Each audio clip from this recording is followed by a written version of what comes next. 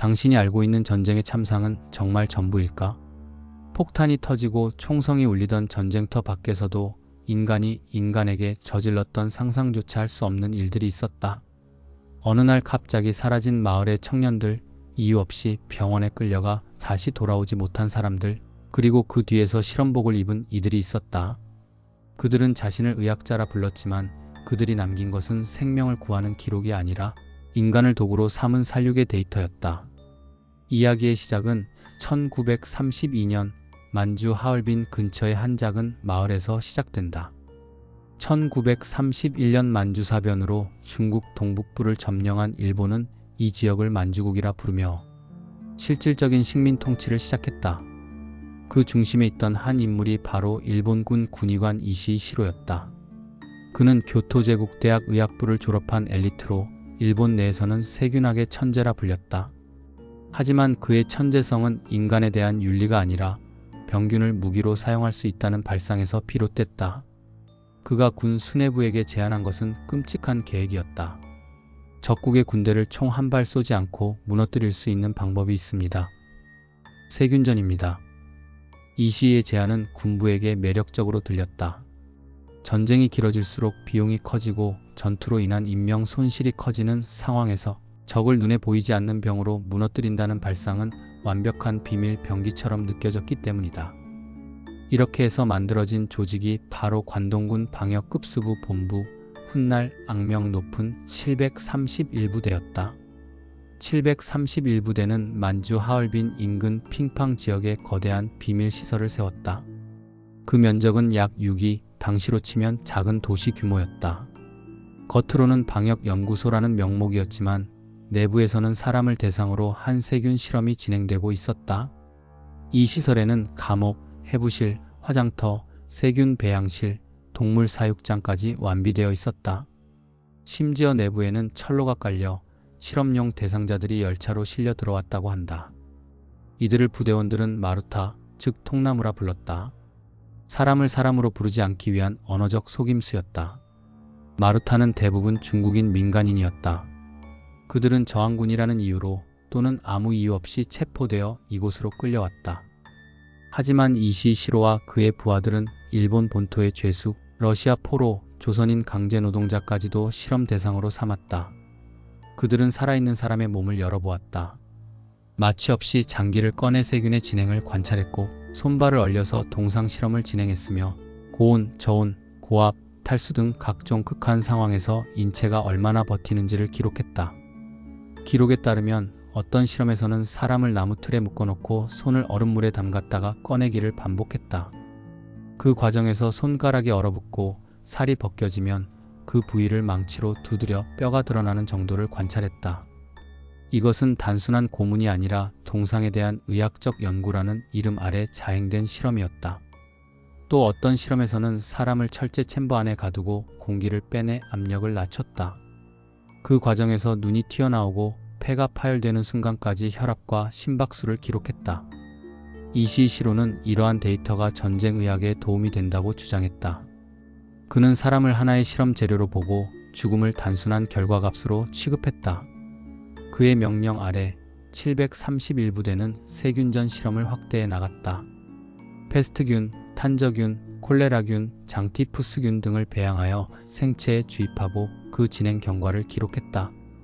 감염된 피가 어떻게 퍼지고 언제부터 발진이 생기며 얼마 만에 죽는지를 정밀하게 관찰했다.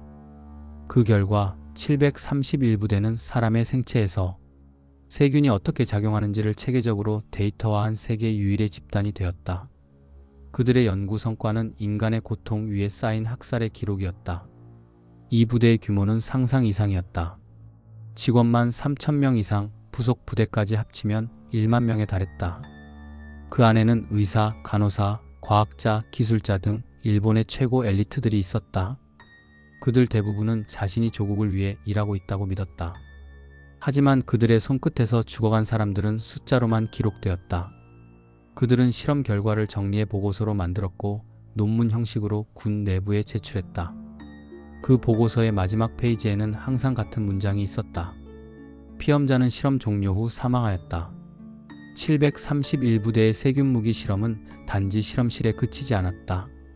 그들은 실제 전장에서 세균전을 시험했다.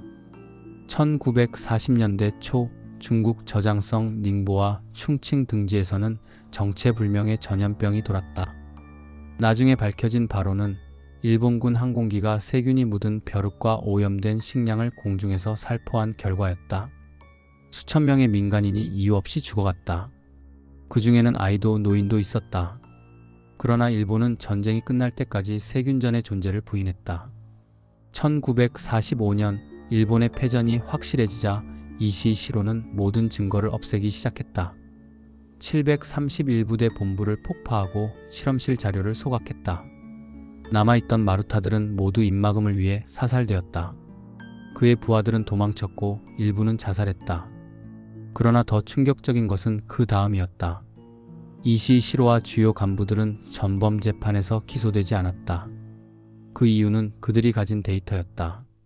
미국은 2차 대전 후 일본의 세균전 연구 자료에 눈독을 들였다. 731부대가 수천 명의 생명을 희생시켜 얻은 데이터는 인류 역사상 유례없는 실험 결과였다. 미국은 이시 시로와 그의 부하들에게 면책을 약속하는 대신 그들의 연구 자료를 넘겨받았다. 그 결과 731부대의 주범들은 재판 없이 일본으로 돌아가 의사로, 교수로, 공무원으로 살았다. 그중 일부는 일본 의학계의 권위자로 자리 잡았고 어떤 이는 훈장을 받았다. 그들의 손에 묻은 피는 단 한 번도 공식적으로 씻겨나가지 않았다. 그럼에도 불구하고 세상은 이 사실을 오랫동안 몰랐다. 패전 직후 일본 정부는 731부대의 존재를 철저히 부인했고 미국 또한 자료를 비밀 문서로 봉인했다. 그 진실이 세상에 드러난 것은 전쟁이 끝난 지 40년이 지난 뒤였다. 중국 하얼빈에서 폐허가 된 731부대의 시설이 발견되었고 그 안에서 뼈 조각과 실험기구, 잔류세균 표본들이 발견되었다. 생존자와 부대원의 증언이 이어지면서 세상은 그제서야 알게 되었다. 인류가 과학이라는 이름으로 어디까지 잔혹해질 수 있는지를. 당시 부대원 중 한 명의 증언은 이런 말을 남겼다. 나는 그때 아무런 죄책감을 느끼지 못했다. 모두가 그렇게 하고 있었기 때문이다. 하지만 세월이 지나고 나서야 깨달았다. 그날 내가 해부대 위에 올려놓았던 사람도 나와 같은 인간이었다는 것을. 그 고백은 늦었고 이미 수천 명의 이름 없는 희생자들은 세상에서 사라진 뒤였다. 현재 중국 하얼빈에는 731부대 유적지가 박물관으로 남아있다. 그곳에는 해부대, 실험기구, 그리고 희생자들의 육골이 전시되어 있다. 관람객들은 입구에서부터 음성이 낮아지고 어떤 이들은 눈물을 흘린다. 유리벽 뒤에 놓인 녹슨 도구들은 말이 없지만 그 자체로 역사의 증언이다. 그들은 말없이 묻고 있다. 인간이란 과연 어디까지 잔인해질 수 있는가? 이시 시로는 전후에도 일본에서 살아남았다. 그는 1959년 암으로 죽었지만 단 한 번도 공식적인 사죄를 하지 않았다. 그의 묘비에는 단지 군인 이시 시로라고만 적혀 있다. 그러나 그의 이름은 세계 역사에서 악마의 의사로 기억되고 있다. 그가 만든 데이터는 이후 미국의 생물무기 연구 초석이 되었고 냉전기에는 소련도 유사한 연구를 진행하게 되는 계기가 되었다. 결국 한 사람의 광기와 탐욕은 인류 전체의 어두운 그림자가 되었다. 지금 이 순간에도 인류는 여전히 생물무기의 위험 속에 있다. 세균, 바이러스, 병원체 그것들은 눈에 보이지 않지만 언제든 무기로 변할 수 있다. 그렇기에 731부대의 이야기는 단지 과거의 비극이 아니라 지금 우리가 어디로 가고 있는가라는 질문을 던진다. 과학은 인류를 구할 수도 파멸시킬 수도 있다. 그 경계선은 언제나 인간의 양심 위에 서 있다. 전쟁은 끝났지만 731부대의 유령은 아직 사라지지 않았다.